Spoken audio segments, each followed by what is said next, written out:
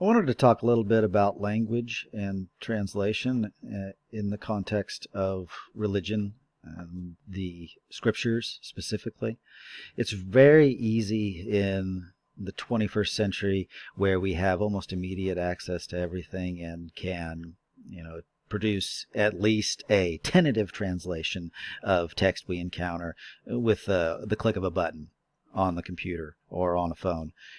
And it's easy to forget the serious difficulties presented by languages, the fact that languages are an aspect of a human type, of a certain world, and that we live on a planet where there are so many separate worlds that in many ways do not interpenetrate, regardless of whether you click a translate button in your browser or not. So just wanted to, I guess, outline a few of these difficulties and how they would be seen from a traditionalist point of view.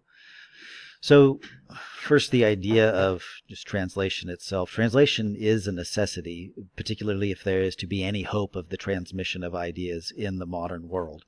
So translation isn't an evil in itself. That would be going too far.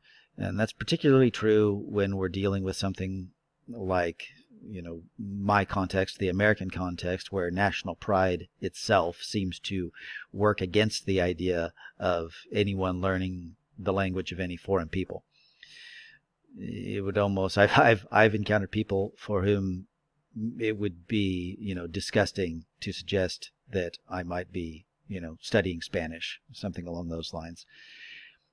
So while translation is accompanied by great difficulties, which I'll talk about, it is a necessity and so is permissible so long as expectations are properly set and limits observed so that the revelation itself can be respected and kept intact. So the first thing to be said is languages are not arbitrary. They're not interchangeable.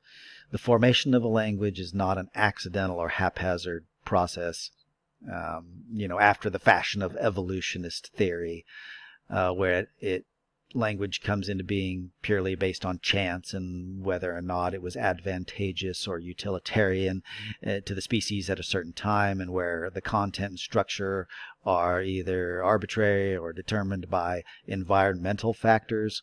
And a certain language very easily could have been very different, but it just happened to develop this way. If this fictitious narrative that I just described is commonly believed, it can only be because in the modern world it has sort of retroactively become the reality regarding language. Because in the modern world, words really are arbitrary. That narrative there does seem to explain the English language as currently used.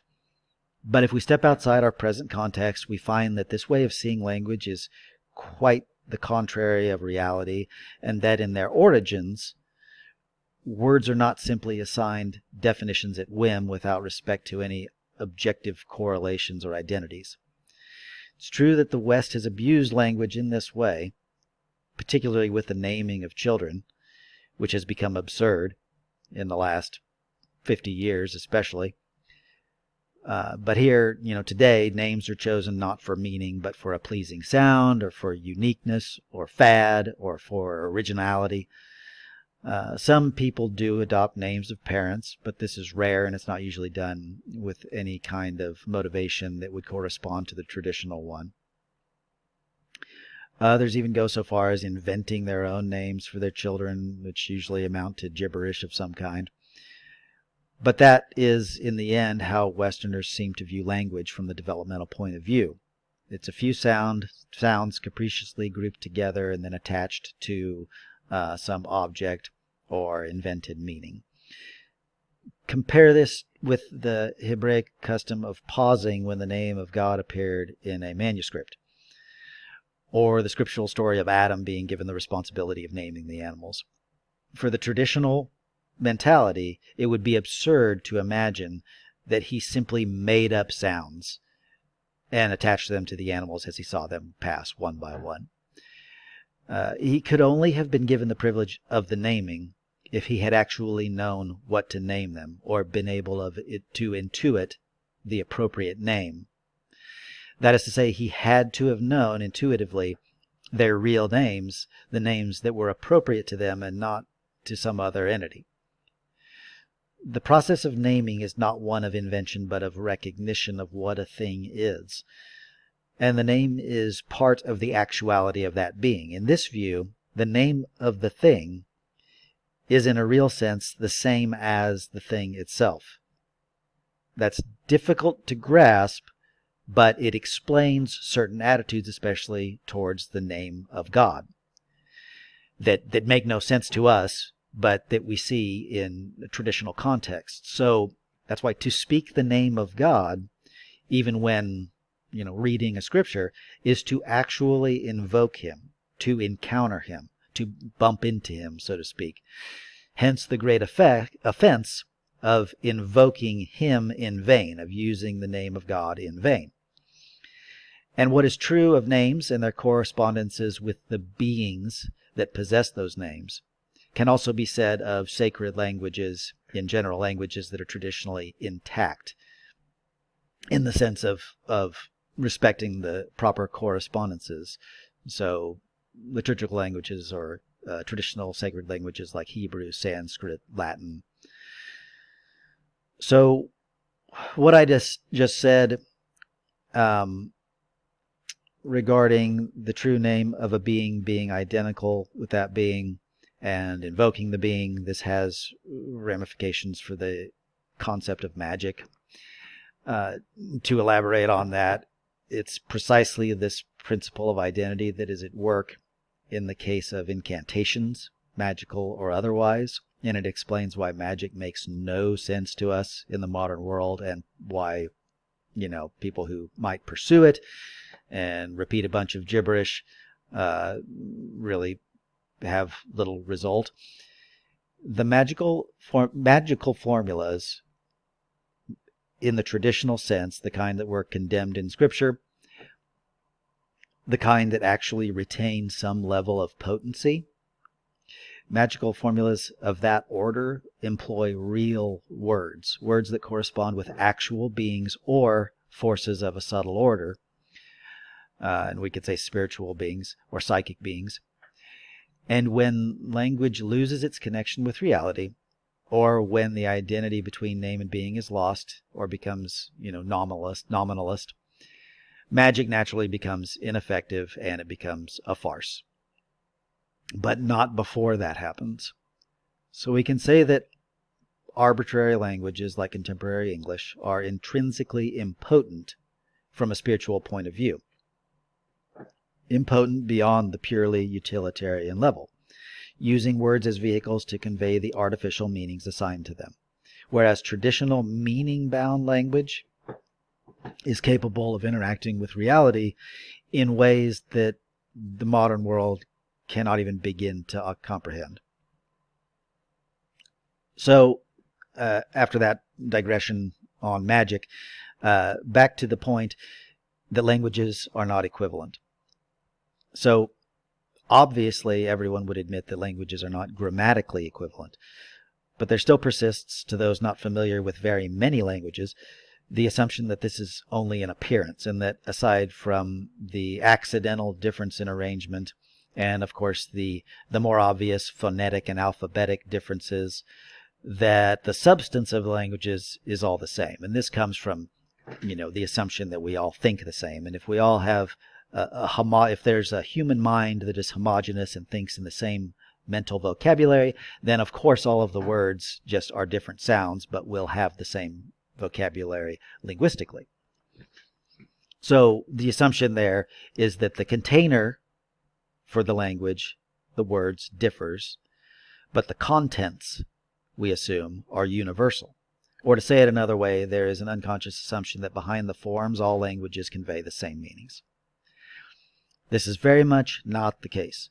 Language is the accurate representation or manifestation of the mentality of those who use it. Where a mentality differs, where you encounter a different human type, you encounter a different language. And some are drastically different. And even among those who speak the same tongue, if the way of thinking diverges, it will sometimes seem like they are speaking different languages even within the same one. And this again corresponds to the serious differences in temperament. And this can happen even to people who are using precisely the same words in the same tongue. So this holds true for time as well as place.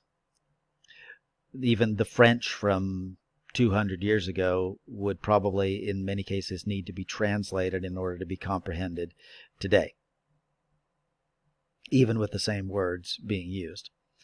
So this is the first problem with translation, that languages are not equivalent and that there's a problem of different human types, different mentalities.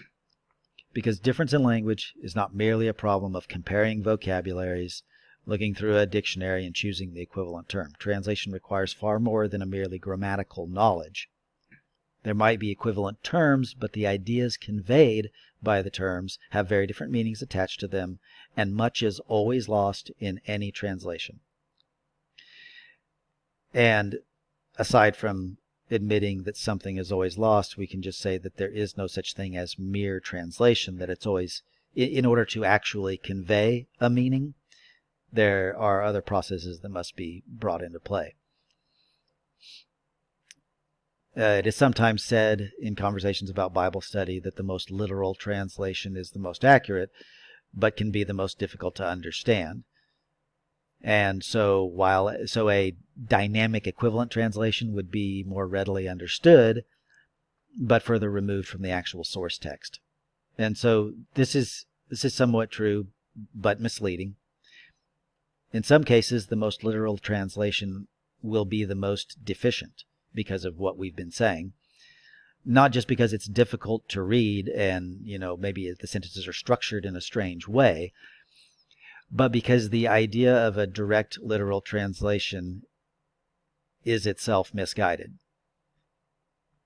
So that is why we're going to say that translations in and of themselves can never be trusted as if they placed the reader in possession of objective data that was scientifically produced and that anyone with a working knowledge of both languages could follow in order to arrive at an accurate understanding of the text in question.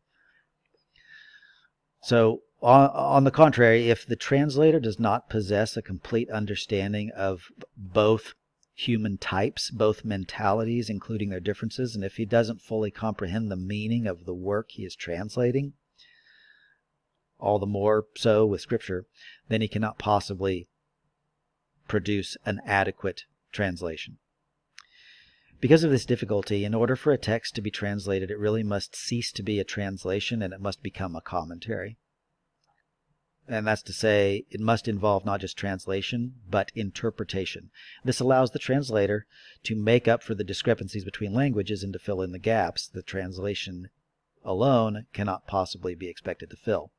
The problem with the assumption that I mentioned above, which is regarding the dynamic equivalent translations, that it is presumed it's just a mere modification of vocabulary and conveys the same ideas accurately, is that it's a naive oversimplification that hides the magnitude of the interpretive task being handled by the translator. The Bible student at this point will think that he's simply been given an equivalent rearrangement of words, which he can then set about interpreting, without realizing that he is not being told what the text says, but rather what it means. He's simply adding his own arbitrary nuance at that point to an interpretation that already took place without his involvement.